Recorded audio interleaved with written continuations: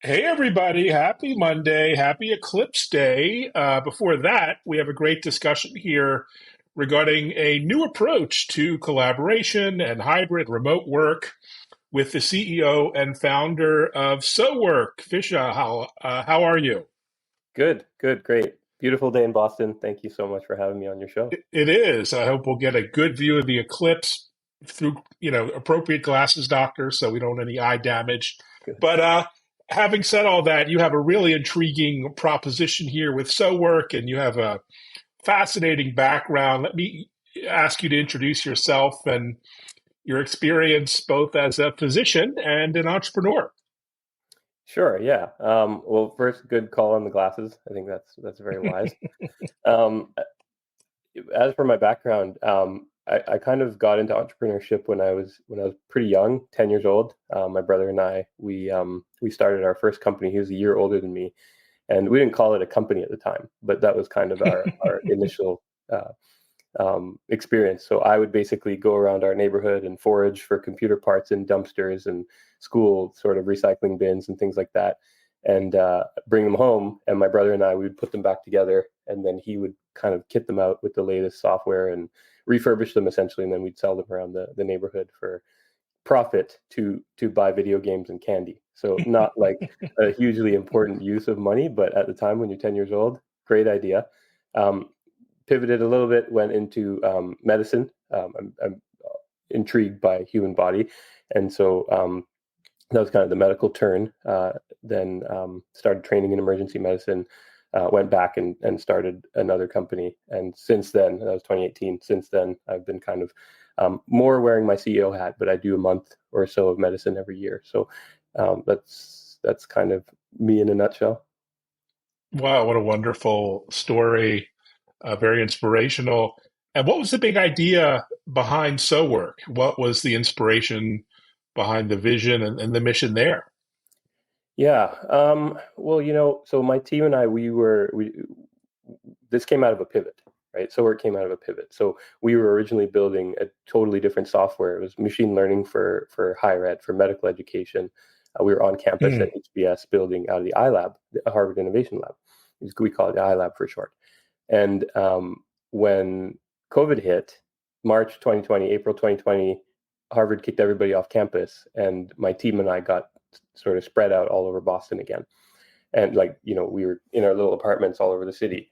And it was okay for a little bit. We were using Slack, we were using Zoom, but over time, I could kind of feel the fabric of my team. We were super close knit in person, like just a really tight team. We'd play foosball every day, multiple times during breaks from engineering and all this stuff.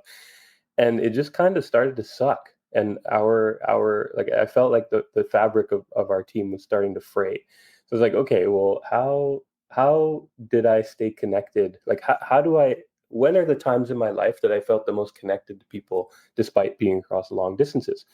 And the memory that kept coming back to me was when I used to play World of Warcraft. Super nerdy, definitely aware, but I met so many of my best friends in that world, right? That MMO world. So I was like, oh, what if we, like, in fact, I actually met an investor who invested 3 million bucks into my company. I met our current CTO. I met a product guy that worked with us. I met one of my designers, all playing World of Warcraft. I met the guy who helped me get into medical school playing World of Warcraft. So I was like, how do we recreate that kind of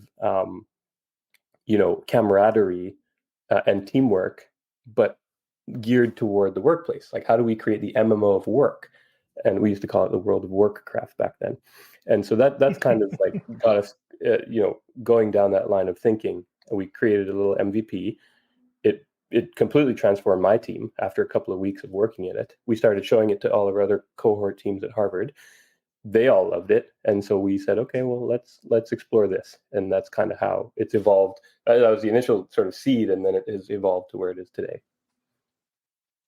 Wow, it's a wonderful story. And World of Warcraft, I mean, it's a terrible name, but wow, what a geek fest that would have been. Totally. But talk about how you see yourself fitting in amongst this giant landscape of collaboration tools, particularly in medium large enterprises. Sure. So many options and choices and approaches to remote work, video, messaging, text, et cetera, et cetera. What is your perspective on, who's adopting your technology? Hmm. Well, I guess there's a couple parts to that question. One is like who's adopting what we thought was like, oh, we're gonna have like a pretty narrow, ideal customer profile. But what we see is that people are treating us more like a horizontal software, kind of like a Slack or a Zoom, where Mm, there's teams that are all different sectors and different sizes and different geographies and et cetera, different stages, who need what we've built. It's your video chat, it's your place for your team, it's your physical office replacement, right? And your text chat as well. So every team building anything kind of needs something like that. Obviously, we need to be a little bit more narrow in terms of prioritizing features and things like that. But that was one surprising thing to us was, oh wow, it's not just kind of like a single vertical who's been adopting our software, and we see that in our metrics, kind of who's coming in. All of our analytics and stuff like that kind of keep reinforcing that story.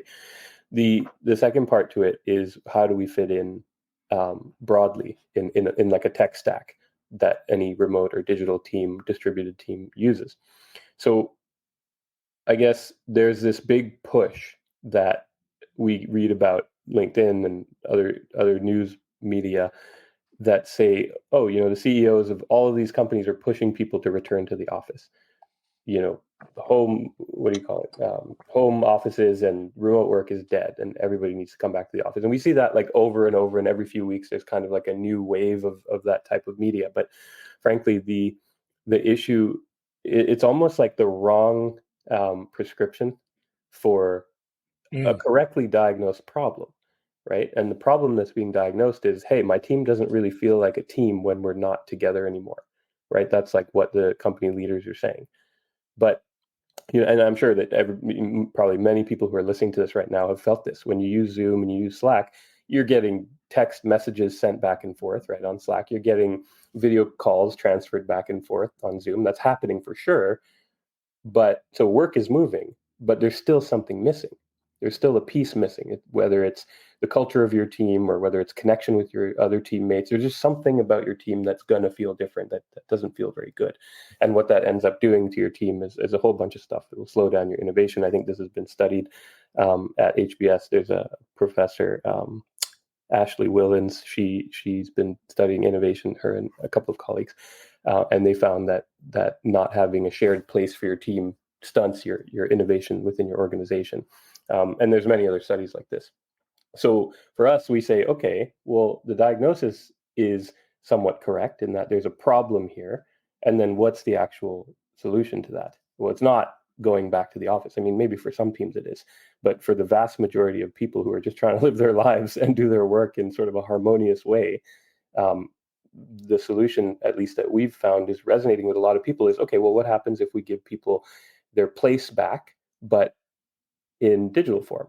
And what happens if we try to replicate or recreate or even one up the things that are possible in a physical office, but in a digital office? Like how much fidelity can we get with mm. sort of two approaches, right? Concordance, so to speak. So yeah, that's where I think we fit, is we give teams their shared place back, and that seems to solve a lot of problems. And I can talk about customer reaction, etc. But that seems to solve a lot of problems with respect to culture, belonging, innovation, speed of work delivery, all sorts of things on various teams. So I'd encourage people, obviously, to try it out. Yeah, I can't wait to give it a try. So, do you have some anecdotes, stories around where you helped with collaboration, productivity, engagement that you could talk about? Oh gosh, so many. Okay. Well, one good place is like RG2 reviews are like a really great place to read about customer stories. We share them on our website too, but we can only really sample so many because we've heard and we see that we've been transformative for so many teams around the world. And so um, let's see if I can give some examples. There's a company called Height Digital, right? They're Mm, pretty reasonably sized marketing agency or marketing company. They're like a couple hundred people. Um, they've posted multiple times on their LinkedIn and their Twitters that like they used to feel this disconnection, and they used to mm, feel like teamwork was slower, innovation was slower, work was slower, and all of that in 2024, when you have uncertain market conditions, you have an economy that you're kind of worried about, but like it looks like things are okay, but you have to be careful. You're in the wake of an SVB collapse and other banking sort of troubles.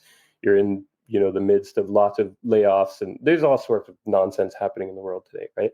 So you need to be really careful with your capital, and you need to be really careful with your team morale and all sorts of different things. So the faster you can ship your product, the faster you can encourage team innovation and team collaboration. Ultimately, the happier your customers are, and the better your bottom line is. And so we've heard from Height, for example. We've heard from who's another example I'm allowed to give. A whole bunch of different customers. You can see them on our logo reel. I'll take a look. It's quite a diverse and interesting group. So what do you think about the hybrid office and virtual office space market? We seem to have settled on some idea of hybrid work, although it's kind of a mess in that there's no one policy. It seems every company has a different approach. Where do you see this headed over the next year or two?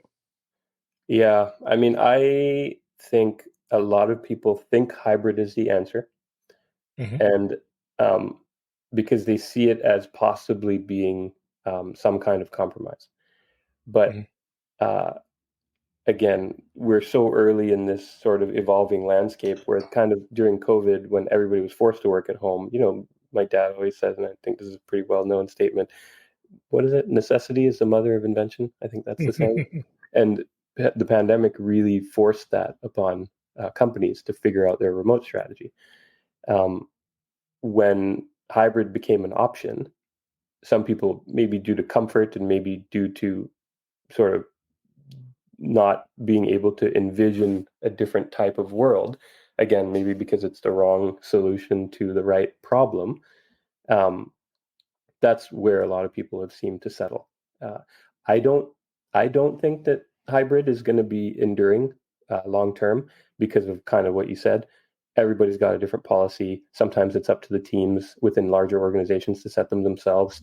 If you, me, and 5 other people are on a team, let's say a small team within a bigger company, like we all kind of have to decide to be in the office on the same day or the same 2 or 3 days per week, whatever the policy is. Otherwise, you're at home, I'm in the office. We're essentially working remote, right?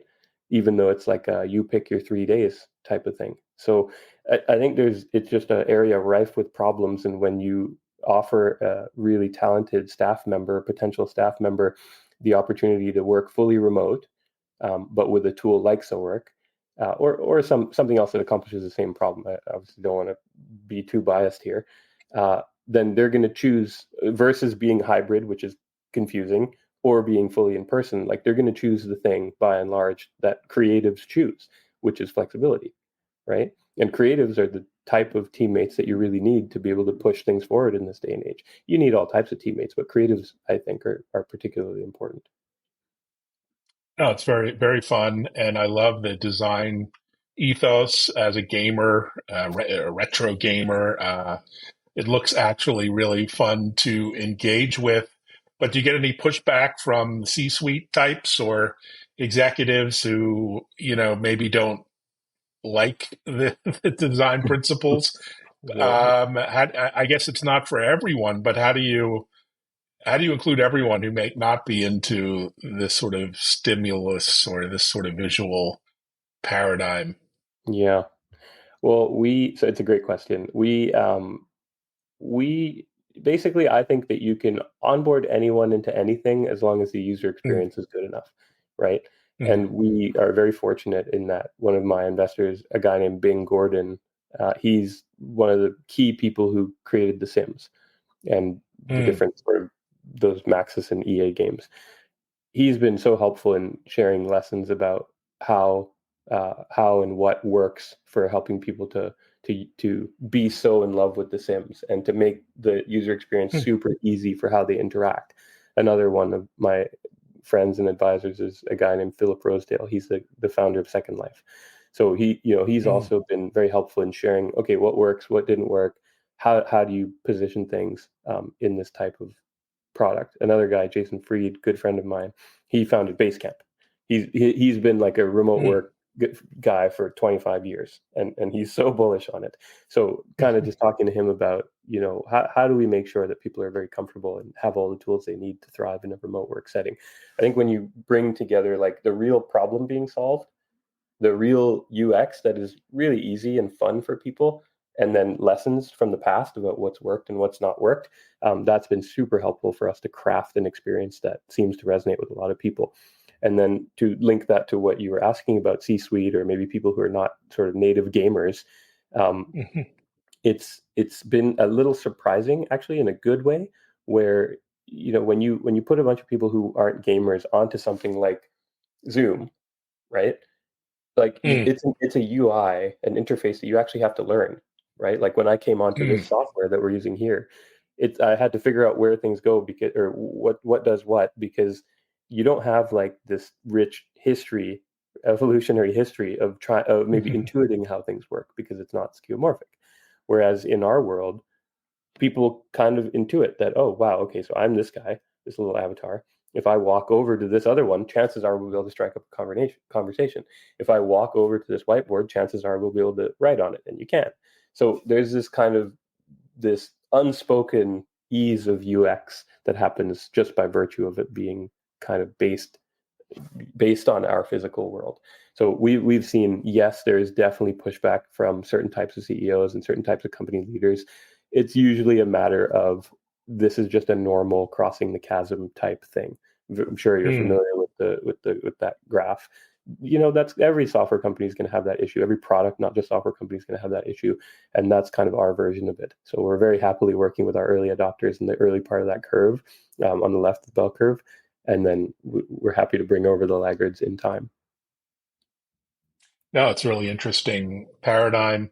And what's your take on the three-dimensional version of this? There have been attempts with Meta and of course Apple with the Vision Pro to look at collaboration in the metaverse, or in a metaverse. Is that a direction you see yourself potentially going in?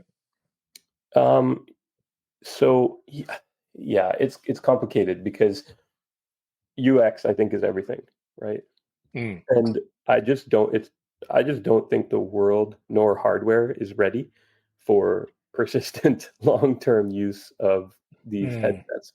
I love VR, right? Like, I was one of the earliest adopters of VR. I literally have a development kit for the Google Glass, if you remember that horrendous technology, right? It kills me using that thing. But like, that's how early I actually, you know what, it goes back even earlier. I have a Virtual Boy.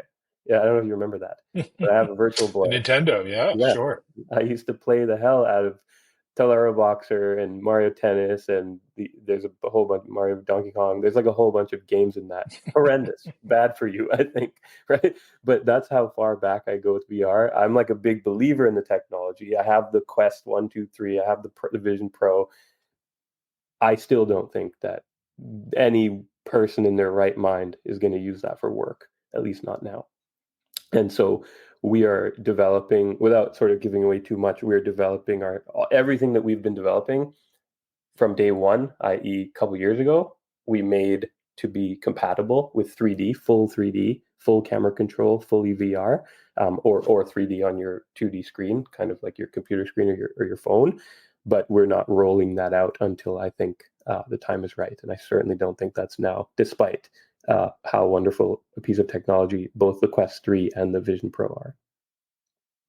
All great points. So as you get into larger enterprises, I'm sure you get lots of concerns around privacy and security and compliance and all those issues that bedevil the enterprise these days. How do you think about those challenges?